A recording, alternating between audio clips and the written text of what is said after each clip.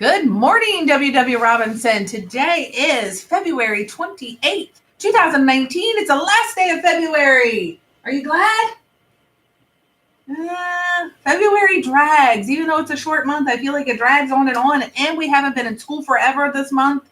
So we need to get into March so we can start coming to school regular, right? Do I get a yay on that? Okay, good. All right. It is day 4 in our rotation, and Cameron, tell us what's for lunch today. Hot dogs in bun, oven fries, broccoli, pineapple chunks, peaches, and choice of milk. All right. Sounds like a good lunch. I still haven't gotten March's menu. I need to find out if there's Asian chicken chunks on it. Maybe we'll find out tomorrow. We'll look ahead. All right. And we have Gunnar here to tell us about the weather. All right, Gunnar, come on over here. I'll help you out. I'll hold this. And you tell everybody, what is the weather today? Sunny and cloudy. It is. I hope the sun peeks out, don't you? That way it'll be nice and warm and you can go out for recess. All right. Thank you so much. Got it? Oh, there you go. And we have Emily here to lead us in the pledge. So please stand.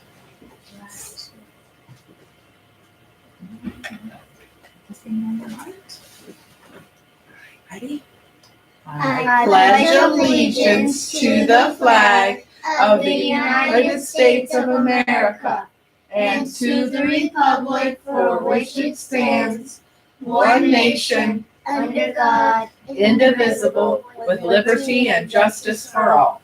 Thank you, Emily. Good job. Please join me for a moment of silence.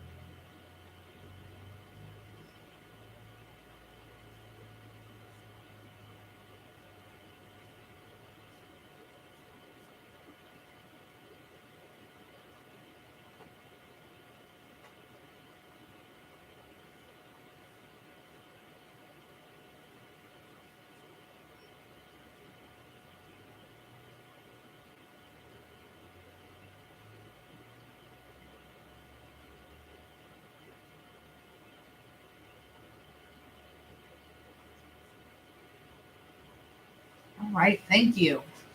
All right, we have some birthdays today. Celebrating a birthday today is Ryland Cave, Carter I, Bryant Hottinger, Maria Marquez Antonio, Ayana Mitchum, Isaac Showhammer, Grayson Dalton, and then tomorrow, which would have been the 29th had it been leap year, is Reese Orball. So her birthday is actually on February 29th. I'm not sure if she celebrates it on the 28th or on March 1st when it's not a leap year.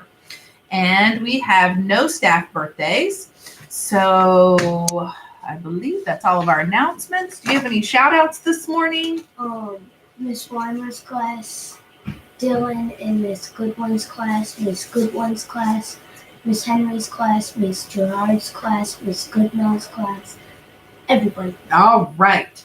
So when we left off on our book, if you remember, Benji and Elvis were demonstrating the ways that Elvis saves Benji, and he kept picking him up off the floor. And so now they wanted to demonstrate what would happen if somebody tried to take Benji. So I'm not sure who started it, but suddenly the kids were chanting, Benji, Benji, Benji.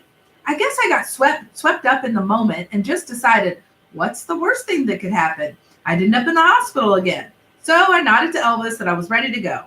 Elvis barked 3 times and then ran over to the windows that lined the entire side of the wall.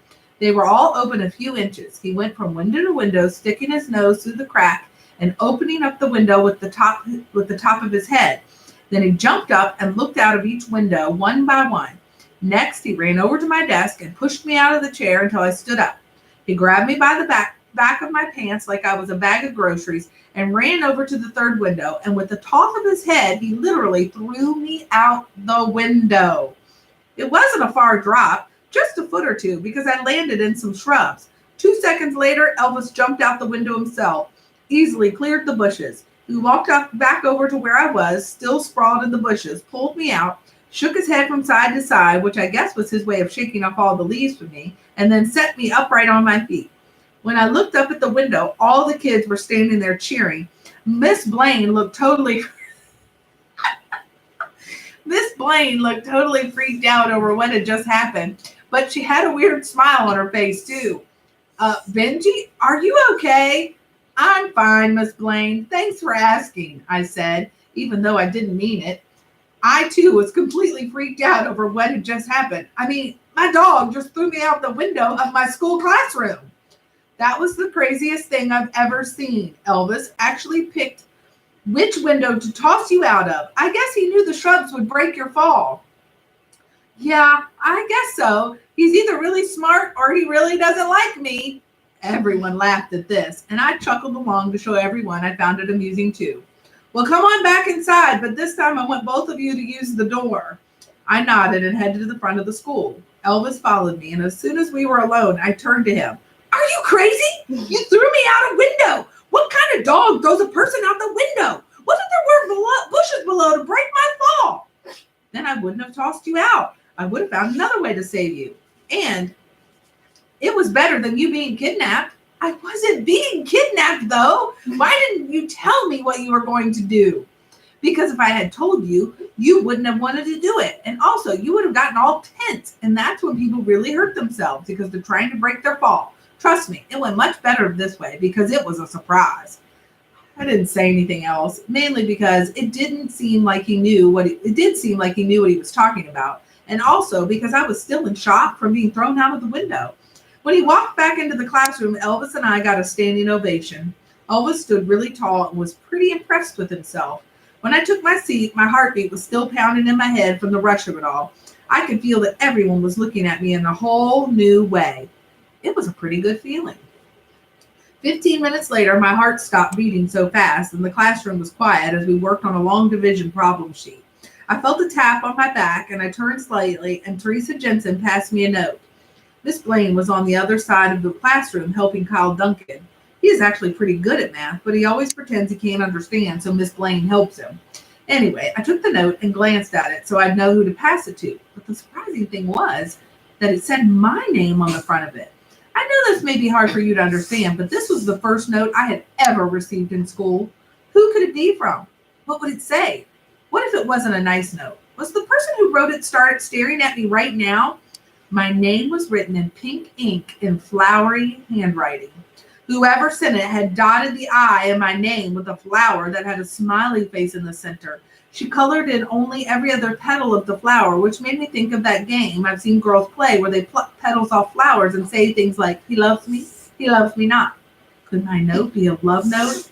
Oh, I was so nervous I started to sweat. Suddenly, Elvis's big face was in my face, and he whined, which I guess was his way of whispering. What are you doing? Are you feeling okay? You're breathing all funny. Please tell me you're not still thinking about the window thing. I'm okay. I showed him the note that I just got. What's that? It's a note. You shouldn't pass notes in class. I know that, but so what? Benji, I looked up and saw that Miss Blaine was staring at me. Is everything okay? Does Elvis need to go out? Huh? He's whining. Does that mean he needs to go outside? I don't know. I only got him a few days ago, though it seems like longer. Well, if you finished your assignment, you can take a hall pass and go outside for a moment, but you have to come right back. Yes, Miss Blaine, thank you. My hand was on the door handle when she spoke again. Are you forgetting something, Benji? Please excuse me and thank you. The class cracked up and I heard one say, doofus. Oh well, my popularity was short-lived, but I didn't really care at that point. You forgot to take the hall pass. Miss Blaine pointed to the wooden owl sitting on the bookshelf near her desk. That was the hall pass. I guess she figured if it was silly, then we wouldn't make up excuses just to get away, because we wouldn't want to be seen with this wooden owl in the hallway. Miss Blaine was no dummy. Before I could make a move, Elvis trotted over and carefully took the wooden owl by the red velvet ribbon on its neck and walked back over to me at the door. The whole classroom murmured. The dog had understood what she said. There was a burst of spontaneous applause. Here's what I have to say about that. Elvis, I had now realized, was a big show-off. When we were walking down the hallway toward the front door, I told him as much. Well, I'd rather show off the skills that I currently have than break into a cold sweat when I receive a letter from a fellow classmate. Huh? The note. Why are you so nervous about getting a note? Though, for the record, I still disapprove of receiving silly notes from girls in class during school time. You're supposed to be working on your long division. How did you know it was from a girl? I asked. Pink, glittery ink? Plus, it smells like strawberries. Oh, yes, and I'm extremely smart. That's how I know. I'd smelled the note, but I couldn't smell anything. Well, now, it just smells like your sweat in theater, but it did smell like strawberries before. Oh, is this the first note you've ever received from a girl? Elvis could really be a detective. He didn't miss a thing. Well, I'm going to go pay a visit to the Japanese maple tree over there while you read your note. I understand and respect the need for privacy, but please, Benjamin, pull it together. And for Pete's sake, stand up straight. Your posture is abhorrent. Your hands are shaking. It's a note from a girl, not a ransom note. Though even if it were a ransom note, we now know I'd be able to save you. I turned away so he couldn't see me. Just when I was starting to like him again, he had to go say something like that to make me feel stupid. The note was written on regular notebook paper, the narrow ruled kind, which I myself preferred over the fat line kind. The fat line paper gives you too much room for bad penmanship. At least that's what my mom always said. And this was certainly the case when it came to Taisy's awesomely girly handwriting. This is what it said. Dear Benji, I told my dog, Princess Daisy, all about Elvis last night after I met him in the hospital. She would like to invite him over sometime. Princess Daisy is a small dog, but she has a lot of friends who are big dogs. See you later, Tazy. Tazy? Tazy McDonald sent me a note? I couldn't believe it. If someone was going to push me off a cliff, if I got the answer wrong, and they made me guess who this note was from, in a million billion years, I never would have thought it'd be her. I would have been pushed off the cliff and be flat as a pancake right now. I mean, sure, she seemed totally into Elvis when she met him, but it was just so surprising she wrote notes in class. I really didn't think of her being a girly girl. And we'll stop there. So you can choose to be the kind of leader that you would follow and make it a great day. So long.